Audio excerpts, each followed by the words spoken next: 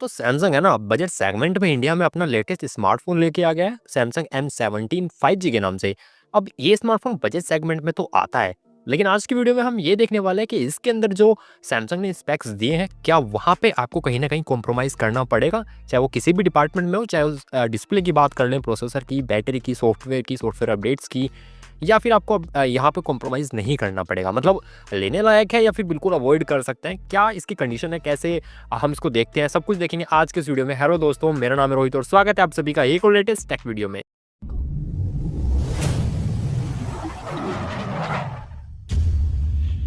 दोस्तों ये जो स्मार्टफोन है ना, अगर मैं इसके डिज़ाइन की बात करूं तो इनका जो F17 या A17 मतलब ऐसे जो स्मार्टफोन्स हैं इनके सेम वही इनका डिज़ाइन रहने वाला, बॉक्सी लुक के साथ में ये आता है।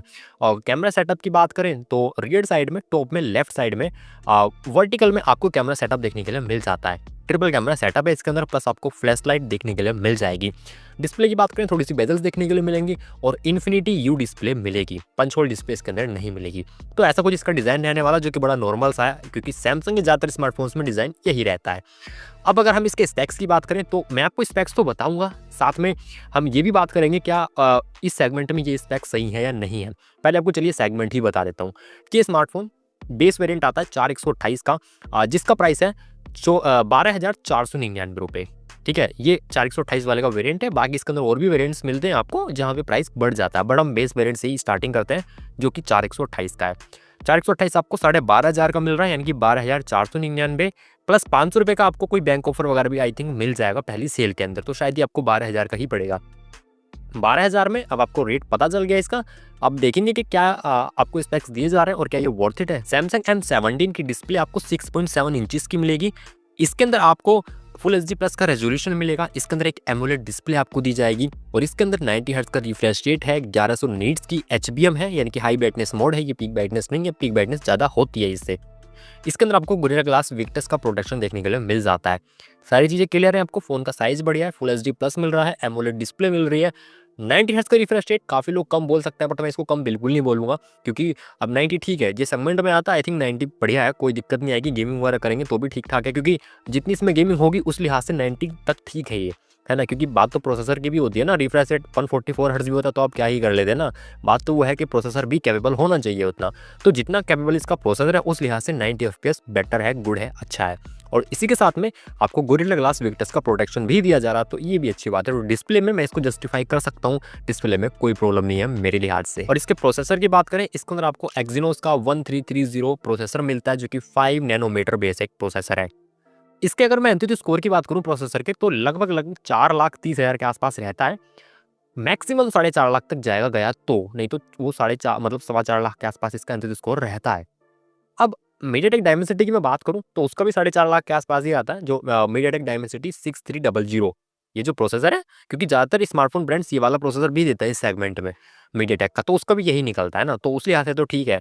बट अगर ब्रांड इसके अंदर आपको एक्जिनोस का 1380 प्रोवाइड कर देता तो बढ़िया होता है यार, क्योंकि उसका स्कोर लगभग 6 लाख को टच करता है। बट अब वही है ना कि कहीं ना कहीं मैंने आपसे बोला हर बार कॉम्प्रोमाइज़ थोड़ा बहुत करना पड़ता है चीज़ों के अंदर। हालांकि ये उतना बड़ा कॉम्प्रोमाइज़ भी नहीं है, क्योंकि प्रोसेसर मीडियाटेक डायमेंसिटी के लेवल का लगभग है और आपको ठीक ठाक परफॉर्मेंस निकाल के देगा जितनी मिलनी चाहिए इस सेगमेंट के अंदर। तो ये प्रोसेसर है इसका। आगे चलते हैं, सॉफ्टवेयर की मैं बात करूं, One UI 7 बेस्ड एंड्रॉइड 15 के साथ में आउट ऑफ द बॉक्स आता है। 6 साल के OS अपडेट हैं, 6 साल के सिक्योरिटी अपडेट्स हैं इस सेगमेंट के अंदर। अगर मैं सैमसंग को हटा दूं तो कोई ब्रांड मुझे दिखा दो जो 3 से ज़्यादा दे दे। हालांकि 3 भी कोई नहीं देता, 1 या 2 ही देता है हद मार के, पर मैं फिर भी चल 3 ले लेता हूँ कि 3 से ज़्यादा मुझे दिखा दो जो कोई ब्रांड नहीं देता यार इस सेगमेंट के अंदर, है ना। मतलब 12,000 में आपको 6 साल के OS अपडेट, 6 साल के सिक्योरिटी अपडेट्स। एक चीज़ मैं बोलना चाहूँगा, सैमसंग अभी पिछले कुछ टाइम से क्या कर रहा है, थोड़े से अपडेट्स लेट दे रहा है। लेट से मेरा मतलब ये है, मान लीजिए एंड्रॉइड 16 आ रहा है, एंड्रॉइड 16 बाकी ब्रांड्स के स्मार्टफोन्स को मिल जाएगा, तब भी सैमसंग 1-2 महीने लेट देगा। पर मेरा मानना यह है, लेट आ रहा है लेकिन आ तो रहा है ना। आपके पास कोई ऐसा स्मार्टफोन है जिसके अंदर आपको पता है अपडेट आएगा ही नहीं, तो भैया आप सोचोगे अपडेट आना ही नहीं है इसके अंदर। लेकिन एक ऐसा स्मार्टफोन है जिसमें आपको पता है अपडेट आना ही आना है, 2 महीने लेट आएगा, कोई बात नहीं चलेगा, लेकिन आएगा तो सही ना। आप लेटेस्ट वर्जन चला पाएंगे, आपको सिक्योरिटी के लिए सिक्योरिटी पैचेस मिलेंगे, है ना। तो ये एक अच्छी बात है, तो मुझे बढ़िया लगा, परफेक्ट लगा, कोई प्रॉब्लम नहीं है।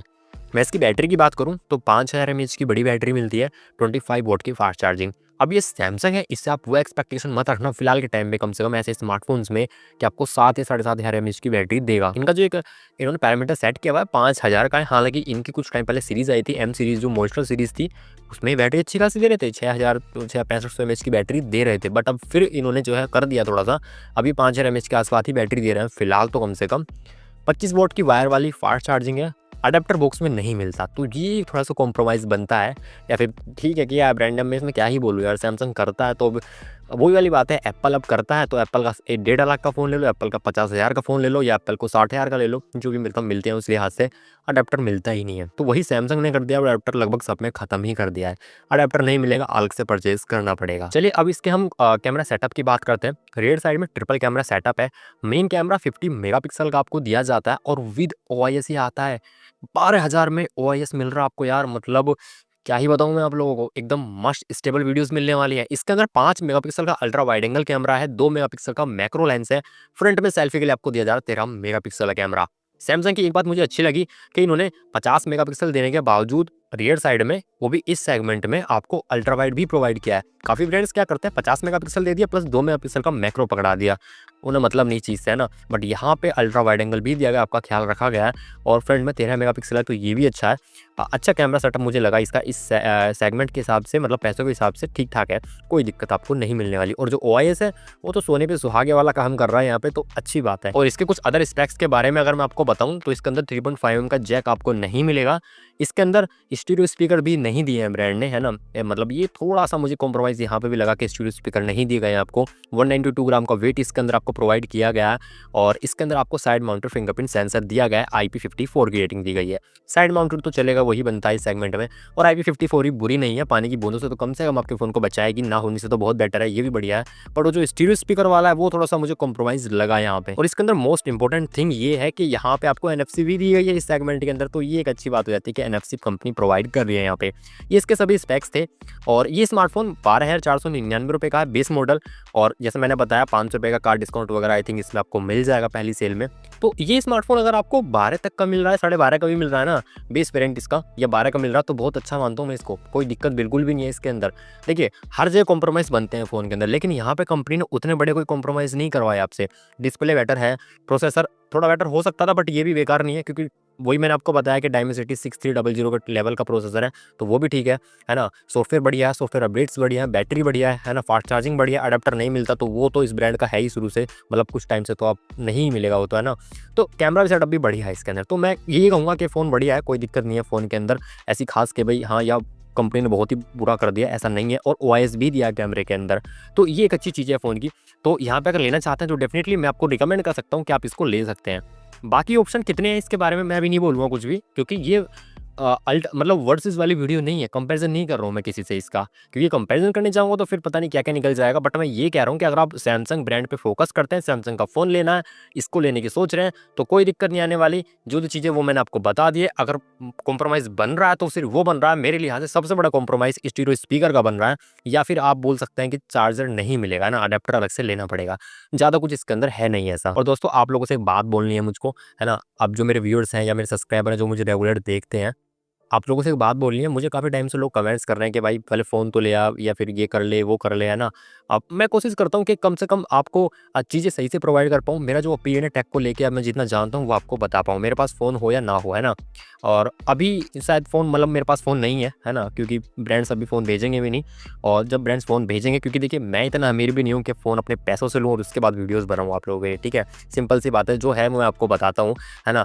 तो अभी मेरे पास इतना कुछ नहीं है। मेरे पास अगर ब्रांड्स फ़ोन भेजते हैं, और वही मैं कोशिश करूँगा पूरी कि अगर मेरे पास कोई ब्रांड फ़ोन भेजता भी है कभी इन फ्यूचर, तो वो आपको मैं रियलिटी ही बताऊँ। ऐसा नहीं है कि उसने भेज दिया तो तारीफ़ ही करूँगा, जो होगा रियल वही बताऊँगा, चाहे वो अच्छा हो या फिर वो बुरा हो। अदरवाइज़ कैंसिल हो जाएगा हमारा, है ना, कि भाई ठीक है आप यहाँ ही दो फ़ोन भेजना, मैं ऐसे ही नॉर्मल वीडियो बना लूँगा फ़ोटोज़ लगा के, या फिर अगर मुझे कहीं से वीडियोज़ का जुगाड़ हो जाता है, मैं आपको जो वीडियोज़ दिखाता हूँ छोटी-छोटी क्लिप्स बीच में, कोशिश करता हूँ कम से कम दिखाऊँ, और सिर्फ उतनी दिखाऊँ ताकि आपको छोटा सा एक आइडिया लग जाए कि फ़ोन की लुक्स कैसी है। मेरा मानना ये होता है कि मैं अगर किसी फ़ोन की वीडियो बना रहा हूँ, वहाँ पे अपना ओपिनियन बताऊँ। अगर बीच में 5-10% पूरी वीडियो में क्लिप दिखानी पड़ती है तो मैं दिखाता हूँ, वो भी सिर्फ इसलिए ताकि आप लोग को थोड़ा सा आइडिया लग जाएगा फ़ोन है कैसा। बाकी मैं कोशिश करता हूँ पूरा अपना एफर्ट डालने की, अपनी तरफ से चीज़ें बताने की। अदरवाइज़ अगर आपको ये चीज़ पसंद नहीं है तो आप जा सकते हैं वीडियो छोड़ के, चैनल को अनसब्सक्राइब करके, अगर आपने सब्सक्राइब किया हुआ है। बट मेरा मानना है कि मैं आपको अच्छी चीज़ प्रोवाइड करूँ। बाकी आप लोग का जैसा ओपिनियन है वो सर आँखों पे, आपको जो अच्छा लगे वो आप कर सकते हैं। कमेंट बॉक्स खुला हुआ है, आपको जो लिखना है लिख सकते हैं और बस आपकी मर्ज़ी है, ठीक है। क्योंकि छोटे क्रिएटर्स के पास में लोग जाके अक्सर लिखते हैं क्योंकि उन्हें पता है वहाँ पे शायद उनकी कमेंट देखी जाएगी और शायद वो क्रिएटर रिप्लाई भी कर दे। उनको पता है जो बड़ा क्रिएटर है जिसमें मिलियंस में सब्सक्राइबर हैं, उसके पास हज़ारों कमेंट आते हैं, आपकी कमेंट की कोई वैल्यू नहीं है वहाँ पे। और अगर आपकी कमेंट उसने देख भी ली तो रिप्लाई करेगा ही नहीं, क्यों ही करेगा रिप्लाई? पहली बात तो बड़े क्रिएटर्स के पास टाइम होता नहीं है ना? अगर टाइम मिलता भी है तो आपकी कमेंट तो ऐसे ही स्वाइप कर देते हैं साइड में, मतलब निकल जाती है। पर समझा करो बात को। तो ये दिल की थोड़ी-सी बात थी जो आपसे बतानी थी। आप लोग को अब जैसा भी लगता है वो अच्छा है। अगर आपका इस बारे में कोई ओपिनियन है तो आप मुझे कमेंट करके बता सकते हैं। और मेरा हमेशा यही मानना है कि जब भी मैं अपने चैनल को जहाँ तक भी लेके जा सकूँगा आप लोग के सपोर्ट से, वहाँ तक जाने तक मैं मतलब जब तक भी चलेगा चैनल ये, आपके साथ कभी भी कुछ गलत तो नहीं करूँगा, है ना? मैंने आज तक गैम्बलिंग, बेटिंग का प्रमोशन नहीं किया। मेरे पास ढेरों मेल्स आते हैं। आप चाहें तो मैंने पहले भी प्रूफ़्स दिखाए हुए हैं, अब मैं बनता नहीं है प्रूफ़ दिखाना, ना ही मैं दिखाऊँगा। पर मेरे पास काफ़ी सारे मेल्स आते हैं कि हमारी इस चीज़ का प्रमोशन कर दो, इसका कर दो, काफ़ी गैजेट्स आते हैं। पर मैं मानता हूँ कि जो मेरे व्यूअर्स के लिए अच्छा हो सिर्फ़ वही बताऊँगा। ऐसा नहीं कि कुछ भी बता दिया क्योंकि मुझे पैसे मिल रहे हैं, मुझे स्पॉन्सरशिप मिल रही है। ऐसा ही स्मार्टफ़ोन्स में जो ब्रांड मुझसे कहेगा कि हाँ, आप अपना ओपिनियन दीजिए, अच्छे को अच्छा की कहिए, बुरे का बुरा कहिए, तो वो मैं ऑफ़ कोर्स बताऊँगा आपको। अदरवाइज़ वो भी नहीं होगा फिर फ़ोटो से वीडियोज़ आएँगी, आपको पसंद आए तो देखना, अगर आपको फिर फ़ोन ही देखना है सिर्फ़, तो वो सारे चैनल आप जाके देख सकते हैं, वो आपकी मर्ज़ी है। आज की वीडियो में सिर्फ़ इतना ही है, ज़्यादा नहीं पकाने वाला आप लोगों को। और वीडियो पसंद आए तो लाइक कर देना, शेयर कर देना। अपना ओपिनियन आपका है इस फ़ोन के बारे में या मेरे बारे में, मेरी वीडियोज़ के बारे में अपना ओपिनियन कमेंट कर सकते हो कमेंट बॉक्स में। आज की वीडियो में सिर्फ़ इतना ही, मिलूँगा आपसे ऐसी किसी नेक्स्ट टेक वीडियो में, तब तक के लिए जय हिंद, वंदे मातरम।